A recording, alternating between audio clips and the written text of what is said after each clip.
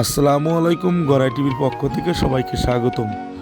দর্শক, ফরিদপুরের মধুখালীতে আরকান্দি গ্রামে ঢাকা খুলনা মহাসড়কের পাশে একটি ইটের রাস্তা চলে গেছে মুন্সিবাড়ির দিকে। দর্শক, এই রাস্তার পাশেই আপনারা দেখতে পাচ্ছেন একটি সরিষা ক্ষেত। 1.5 একর জুড়ে এই বছরে সরিষা বুনেছে এক কৃষক। আপনারা জানেন যে আবহাওয়া ভালো থাকলে কৃষকের অনেকটা লাভবান হবে। আপনাদের দেখানোর চেষ্টা করব সরিষা ক্ষেতের ভিতরে ছোট ছোট লিচুর গাছ লাগানো আছে। এক সময় এই 1.5 একর জুড়ে একটি লিচুর বাগান তৈরি হবে, অনেকটা লাভবান হবে এই কৃষক। দর্শক,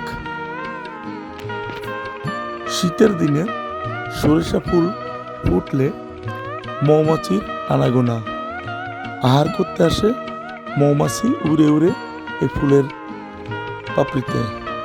ফুল মধু আহার করে চাকে যায় মৌমাছি, সেই মধু সংগ্রহ করে বিক্রি করতে আসে। আপনারা জানেন মধু এমন একটি জিনিস, অনেক রোগ থেকে মুক্তি পাওয়া যায়। প্রতিদিন এই সরিষা ক্ষেতে অনেক মানুষ বিভিন্ন জায়গা থেকে ছবি তুলতে আসে। অনেকটা জায়গা জুড়ে ফুটে আছে কত সুন্দর ফুল।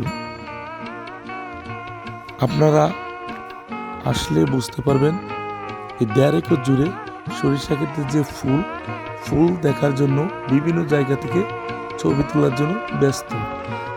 সকালের দিকে আমি যখন ভিডিও করি ওই জমিতে কাউকে দেখতে পাইনি। বিকেল টাইমে বেশিরভাগ লোকজন থাকে। এই ছিল শীতের সরিষা ফুলের শেষ তথ্য। মোহাম্মদ আরিফুল ইসলাম, গড়াই টিভি, ফরিদপুর মধুখালী।